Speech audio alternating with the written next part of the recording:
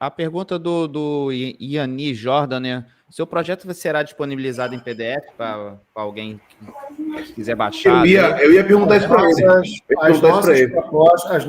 O que vai acontecer? Depois que a gente lançar, a gente lançou a campanha de forma virtual, eu tenho feito as reuniões, etc., e a gente marcou uma data para fazer um lançamento presencial da campanha, onde vai ter adesivação, vai ter esse negócio todo. Depois disso, vai ser destinado à rede social para a campanha. Porque até agora está sendo usada a minha, do Camisas Negras, etc., e é o Vasco da gente, não é do Camisas Negras, né?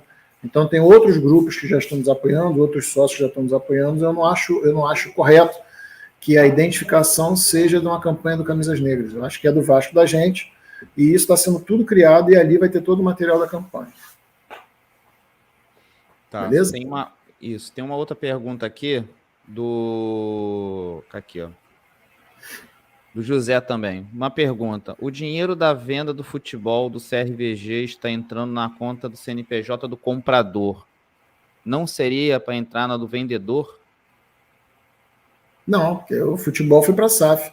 O dinheiro do futebol entra para a SAF, o que a SAF deveria ter, depois de lucro, é repassar esse lucro para o Vasco Associativo. Só que a reforma do estatuto, se o José pegar lá a proposta deles, por exemplo, eles têm uma parte que eu acredito que esteja já no contrato da SAF atual, mas a gente não tem como confirmar, na qual a SAF abriu uma conta destinada para o Vasco Associativo, que esse dinheiro fica preso na conta do Vasco Associativo dentro da SAF, ou seja, o Vasco Associativo não mexe nesse dinheiro. Conseguiu entender? Você montou uma empresa comigo e eu montei uma conta corrente sua dentro da minha estrutura que, se você tiver lucro, eu vou botar ali. Mas você não pode ter acesso a esse dinheiro. É como você fizer uma previdência para o teu filho quando nasceu, ele só vai mexer nisso daqui a 50 anos. Nunca tem acesso ao dinheiro, né? Nunca tem acesso ao dinheiro. E a justificativa é que, caso eu tenha que liquidar ações, eu uso esse dinheiro para caso você não tenha. Então, isso aí, se existe, o presidente atual não pode dizer que talvez tenha que liquidar ações para a gente subir. Você está entendendo como é que as coisas não eles se enrolam na própria narrativa deles? A SAF, a princípio, tendo dinheiro, deveria ter os 30% do associativo. Deveria ter os 30% do associativo. Não tem. Esse dinheiro fica retido numa conta dentro da SAF. Tem uma pergunta aqui. A SAF, não sei da SAF. A SAF é uma zona cinzenta, que qualquer coisa que se fale da SAF é especulação pura. A gente não sabe. A gente pisa em ovos, né, quando fala da SAF. É delicadíssimo isso, inclusive, cara.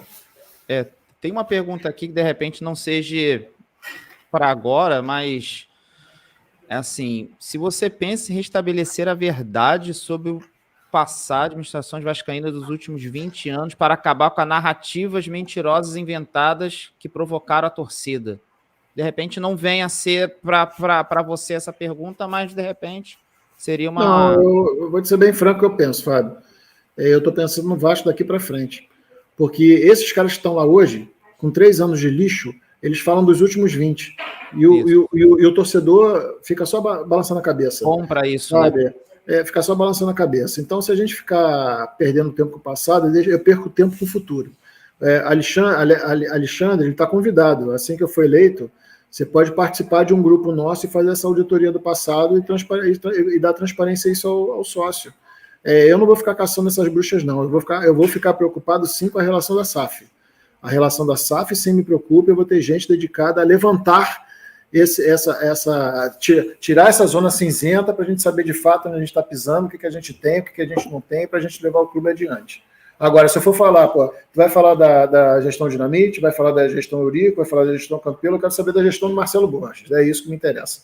A gestão passada, você teve méritos e deméritos. Todo mundo ali, se você pegar uma legião, defende o teu vilão é o amigo pessoal de um daqui. Então, o Vasco, ele tem umas coisas que são muito interessantes. Você tem no mesmo grupo político bolsonarista ferrenho com petista ferrenho. É algo bizarro, assim. Os caras defendem valores totalmente distintos, mas quando se trata de Vasco, irmão, os caras estão lá focados na parada de Vasco, tanto para um lado como para o outro. Você vê isso nos dois, tá? Então é uma bagunça por isso que eu falo, a galera tem que ler o tabuleiro, tem que interpretar o tabuleiro político do Vasco. É isso. Eu E se eu ficar, o Alexandre, é bom que o Alexandre está interagindo, se eu ficar provocando isso, eu continuo aumentando esse espaço, essa cisão.